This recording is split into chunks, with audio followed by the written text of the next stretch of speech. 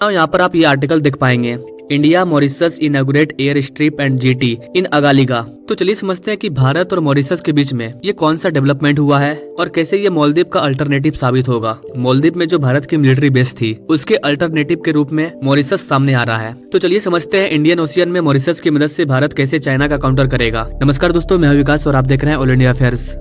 Now इस map में आप देख पाएंगे ये है अपना प्यारा भारत और ये अपना इंडियन ओशियन, और इसका जो नीचे वाला पार्ट है श्रीलंका, मालदीव, और अगर आप इसके भी नीचे आएंगे इंडियन ओशियन में, यहाँ पर मिलेगा आपको मॉरिशस। मॉरिशस बेसिकली छोटे छोटे आइलैंड है और इन सारे आइलैंड का जो कैपिटल है वो है मॉरिशस। मॉरिशस में एक आइलैंड है पोर्ट लुइस। तो मॉरिशस के ठीक ऊपर ये जो आपको रेड डॉट दिख रहा है ये है अगलेगा आइलैंड, जो कि मॉरिशस का पार्ट है। मॉरिशस और अगलेगा का जो डिस्टेंस है ये काफी ज्यादा है, करीबन 1100 किलोमीटर। वही मालदीव से इसकी डिस्टेंस 2500 किलोमीटर है। तो इसी अगलेगा आइलैंड पर एक नया एयर स्ट्रिप बनाया गया है। यहाँ पर एयर स्ट्रिप के साथ साथ एक जेटी भी बनाया गया है। जेटी क्या होता है इसे आप अपने स्क्रीन पर देख सकते हैं।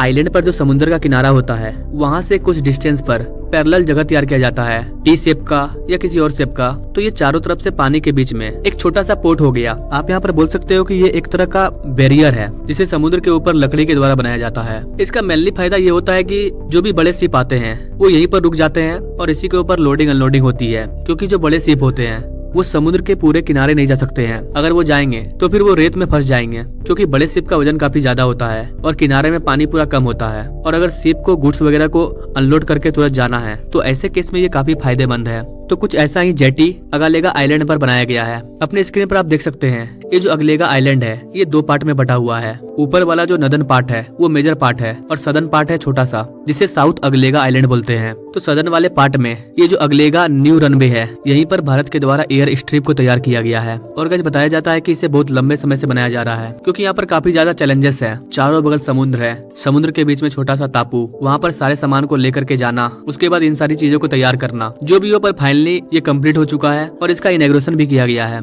मॉरिशस के जो प्राइम मिनिस्टर हैं जगुनाथू, उनके द्वारा कहा गया कि जो भी लोग ये ब्लेम कर रहे हैं कि यहाँ पर भारत एक मिलिट्री बेस बना रहा है, ये बात बिल्कुल गलत है। तो कहने का मतलब है इन्होंने अपने लोगों को समझाया और बताया कि भारत हमारा इंपॉर्टेंट पार्ट है और इन्होंने भारत को सपोर्ट किया। जब भारत ने G20 को होस्ट किया था तो हमने मॉरिशस के प्राइम मिनिस्टर को भी आमंत्रित किया था, क्योंकि मॉरिशस और भारत का जो रिलेशनशिप है वो काफी स्ट्रॉन्ग है। और गैस यहाँ पर मैं आपको एक इंटरेस्टिंग बात भी बताना चाहता हूँ। मॉरिशस के अंदर बहुत सारे लोग, ज्यादातर लोग भोजपुरी भाषा बोलते हैं। भारत के जो बिहार की भोजपुरी है उस भोजपुरी लैंग्वेज को वहाँ पर बोला जाता है। वहाँ पर आपको आधा से ज्यादा लोग इंडियन मिलेंगे। वहाँ के जो टैक्सी ड्राइवर है वो अपने टैक्सी में जो सॉन्ग सुनते हैं वो भी भोजपुरी में होता है। तो कहीं न कहीं इतिहास से भारत का रिलेशनशिप मॉरिशस के साथ है। भारत के कई कथावाचक सब वहाँ पर जाकर के राम कथा करते हैं। तो देखा जाए तो ओवरऑल भारत और मॉरिशस का रिलेशनशिप काफी अच्छा है। चलिए अब समझते हैं कि भारत ने जो मॉरिशस में एयर स्ट्रिप बनाया है इसका स्ट्रेटेजिक सिग्निफिकेंस क्या है, आखिर क्यों ही हमारे लिए इतना इम्पोर्टेंट है। गाइस मॉरिशस में भारत का जो एयर स्ट्रिप है वो पहले से भी था, लेकिन वो काफी छोटा था। वहाँ पर हमारे बड़े बड़े एयरक्राफ्ट नहीं उतर सकते थे। लेकिन अब जो भारत ने वहाँ पर एयर स्ट्रिप बनाया है वहाँ पर बड़े बड़े एयरक्राफ्ट उतर सकते हैं। इंडियन ओशियन में जब सर्विलियंस किया जाता है तो उस टाइम ये काफी काम आता है। इतने बड़े इंडियन ओशियन में आपको कहीं उतरना है तो अगर आपका खुद का एयर स्ट्रिप होगा तो आराम से आप वहाँ पर लैंड कर सकते हैं और चीजों का जायजा ले सकते हैं। और यहाँ पर अगर हमारा एयर स्ट्रिप होगा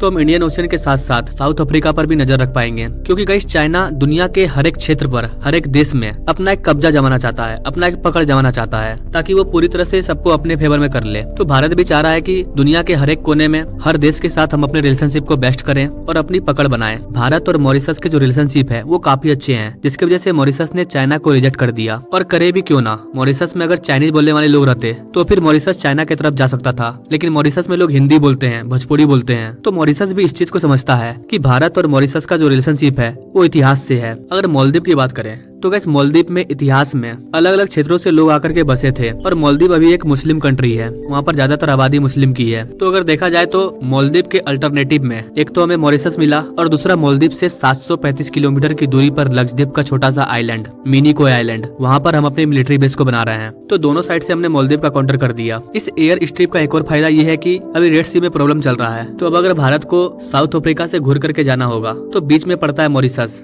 वहाँ पर हमारी शिप्स वगैरह खड़ा होकर के आराम कर सकती है, भोजन पानी ले सकती है। तो यहाँ पर ये भी एक बड़ा फायदा होगा। कल को इंडियन ओशियन में कोई प्रॉब्लम होता है तो हमारे जो एयरक्राफ्ट होंगे वो पहले से मॉरिशस में मौजूद होंगे, जो कि किसी भी प्रॉब्लम का तुरंत सोल्यूशन निकालेंगे और भारत को इन्फॉर्म करेंगे। इससे मॉरिशस को भी ये फायदा है कि उसको एक इंटरनेशनल सिक्योरिटी मिल रही है भारत के द्वारा। आई होप कि गाइस आप समझ पाए होंगे कि भारत ने जो मॉरिशस में एयर स्ट्रिप बनाया है उससे हमें क्या क्या फायदा होगा, ये हमारे लिए कितना इंपॉर्टेंट है, कैसे ये चाइना और मालदीव का काउंटर करेगा इंडियन ओशियन में। वीडियो अच्छी लगी तो लाइक कमेंट शेयर और ऐसे लेटेस्ट अपडेट के बारे में जानने के लिए हमारे चैनल से जरूर जुड़िए। Now thank you for watching. मिलते हैं अगले वीडियो में एक नई जानकारी के साथ, तब तक के लिए जय हिंद।